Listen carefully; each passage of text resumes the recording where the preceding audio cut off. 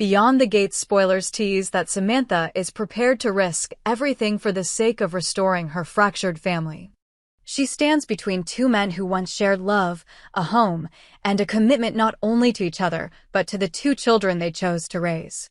To her, Martin and Smitty aren't just adoptive fathers, they are her pillars, the men who gave her and Tyrell a chance at life when they had no one else.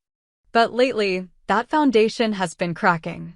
Martin's mistakes had grown too large to ignore, and Smitty, weary and burned by disappointment, no longer had the will to forgive. Samantha had pleaded with him countless times, asking for one more chance for Martin. "People make mistakes, Dad," she had said.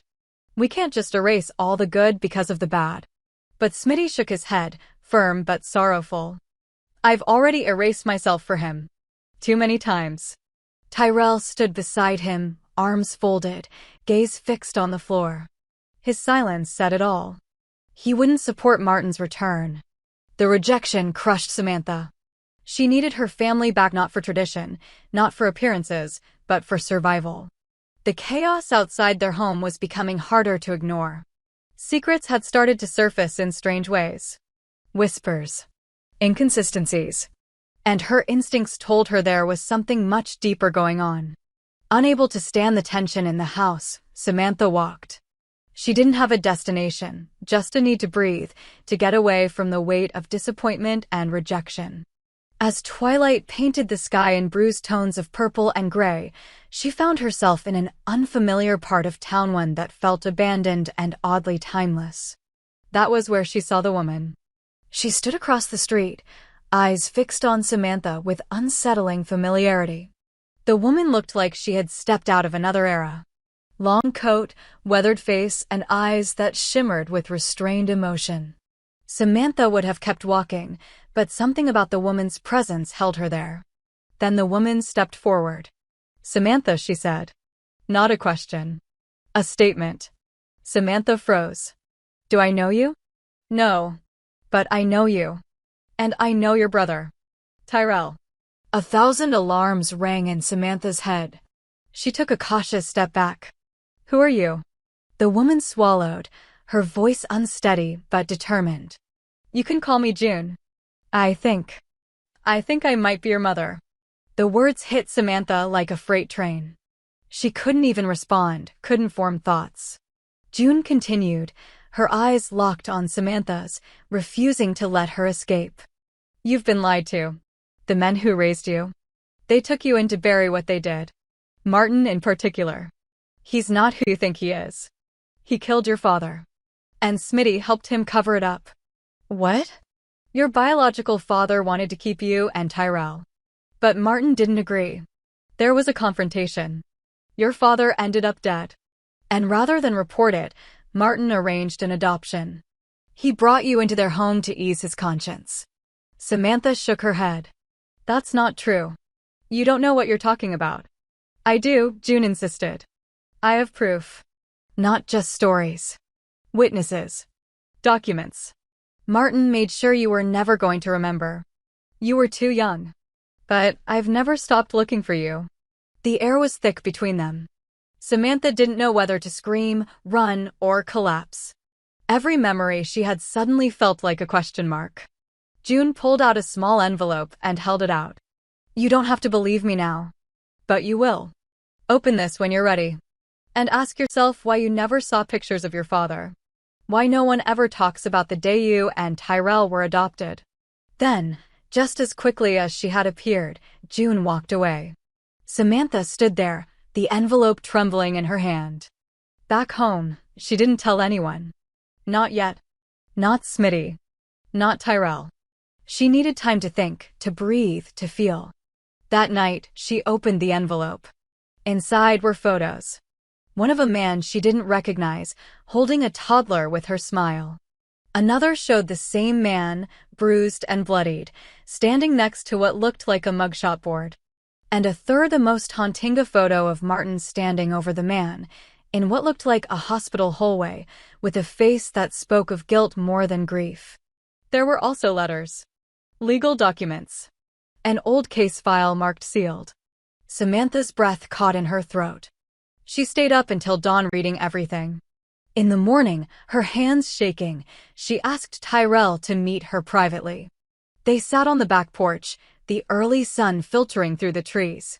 "What if everything we thought about our past is a lie?" she asked. He narrowed his eyes. "What are you talking about?" She handed him the envelope. "I think we need to talk to Martin. Not to forgive. To confront." He opened the envelope slowly, each page shifting his expression from confusion to rage to horror. When they finally met Martin, his face told them everything before he spoke a word. "We were scared," he said softly. "Your father was dangerous. He had a temper. We didn't mean for it to happen that way. I tried to protect you." "By lying to us?" Tyrell snapped. "By raising you right," Martin said. "By giving you a home, stability, love." Samantha was silent. It wasn't enough. Martin didn't try to deny what Tyrell and Samantha had uncovered.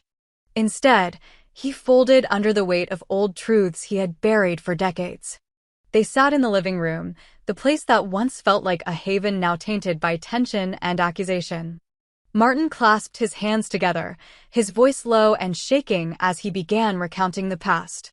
He described the night their biological father had come storming in, drunk and aggressive, threatening to take the children away. Martin had tried to de-escalate, but things had turned violent. Smitty had arrived too late to stop the fight. In Martin's version, the fatal blow was an accident, a defensive act. But neither Samantha nor Tyrell could ignore the inconsistencies. The sealed case file said otherwise. The bruising pattern.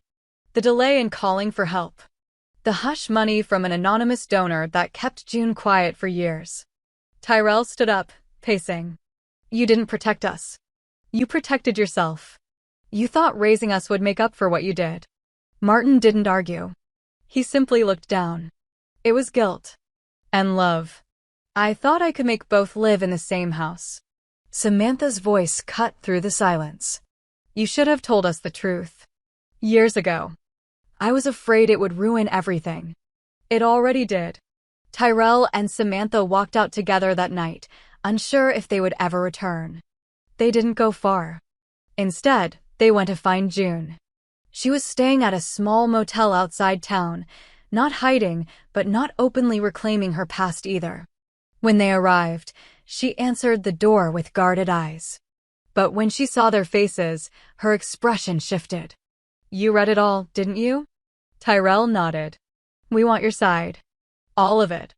They sat around the small table in June's room as she filled in the missing pieces, how she had been pushed aside legally, emotionally, and physically. She told them how she'd been painted as unstable by lawyers working with Martin and Smitty. How she'd been forced to sign away parental rights under pressure and threats. "I wasn't perfect," she admitted. "But I loved you. They made sure no one would believe me." Samantha asked the question both had been dreading. "Why didn't you come for us sooner?" June's eyes welled up. "Because every time I tried, they buried me deeper. Records vanished. Witnesses were paid off. Eventually, I gave up trying to win and focused on surviving. Until I saw your name on a community fundraiser last year. That's when I knew I had to try again." The reunion didn't come with hugs or happy tears. It came with silence, questions, and pain. But it was a start. In the weeks that followed, Samantha and Tyrell moved into a temporary apartment together, trying to make sense of their new truth. They didn't cut off Martin and Smitty entirely, but the calls were brief and infrequent. Smitty, devastated but still defensive, refused to believe Martin had intended harm. He begged to meet with the siblings to explain his part. Eventually, Samantha agreed. The meeting took place in a neutral public space, a park they had all once visited during the early days of adoption. Smitty arrived alone. "I never knew everything," he told them. "I knew there was a fight. I knew someone died. But I didn't know how bad it really was." Tyrell asked, "And when you found out?" "I had already fallen in love with being your father. I convinced myself it was too late to undo what was done." Samantha studied him. "Then help us do something right now. If you want any chance of repairing this, we have to open the case. Let the truth come out, no matter what it does to you, to Martin, or to us." Smitty hesitated. Then he nodded. With his support, the siblings hired a lawyer and petitioned to unseal the old case. The legal process took weeks, during which Martin went silent. Rumors spread through their neighborhood. Some backed Martin and Smitty, citing the decades they spent raising Samantha and Tyrell. Others whispered about betrayal and justice delayed. Eventually, the court granted the petition. The case file, fully unsealed, painted a damning picture: inconsistent timelines, suppressed evidence, false testimonies. One particular paisa statement from a neighbor who had seen the fight through a window had never been submitted into official record. The witness had since passed, but the statement stood. The case was reopened. Martin was arrested. He didn't resist. He made no statement. He simply let the system do what it hadn't done all those years ago. At his arraignment, he pleaded guilty to manslaughter. No trial. No contest. The sentencing hearing drew crowds. Martin made one last statement, directed at Samantha and Tyrell. "You saved me, even when I didn't deserve it. Now let the law do the same." He received a reduced sentence due to age and lack of prior convictions. But it was prison nonetheless. In the aftermath, June filed to formally restore her parental status. Not to reclaim her children, but to claim her truth. Samantha supported her. Tyrell still struggled with trust, but attended the court hearing. Months later, the three of them sat together at a local cafe. Not a family reborn, but one willing to try again. Smitty, retired and living alone, sent occasional letters. Some went unanswered. Others didn't. Forgiveness, like truth, was no longer a given. It had to be earned. And every day forward was a step in that direction. But closure rarely comes quietly. Months after Martin's sentencing, Samantha received a letter in her mailbox. No return address. Inside was a single page, printed in bold font: "You think the truth ends with Martin. It doesn't. Ask June what happened the night before." Samantha stared at the paper, confusion tightening in her chest. She drove straight to June's apartment, demanding answers. June hesitated, her face pale. "There's something I didn't tell you," she finally said. "Your father wasn't just threatening Martin. He was threatening me. The night before he died, he came to my place. He said he would take you both and disappear." "Why didn't you tell the court?" "Because I thought it would look like I was justifying what Martin did. And because part of me was afraid it was true. That I had lost all right to call myself your mother." Samantha and Tyrell sat in silence again, the familiar numbness returning. They had demanded truth, and it kept coming layered, tangled, endless. In time, they spoke less about the past and more about the future. They started a community program for youth in unstable homes, using their story not as a warning, but as proof of resilience. At the center's opening ceremony, June stood beside them. Smitty attended from the back, unnoticed by most. And when Tyrell delivered the keynote speech, he didn't speak of betrayal or guilt. He spoke of survival. "Some of us are born into chaos. Some of us are dragged into it. But what matters isn't how it begins. It's what we build after it ends." The applause was long and full. Outside, the past lingered like a fading echo. But inside, they were building something stronger. Something honest.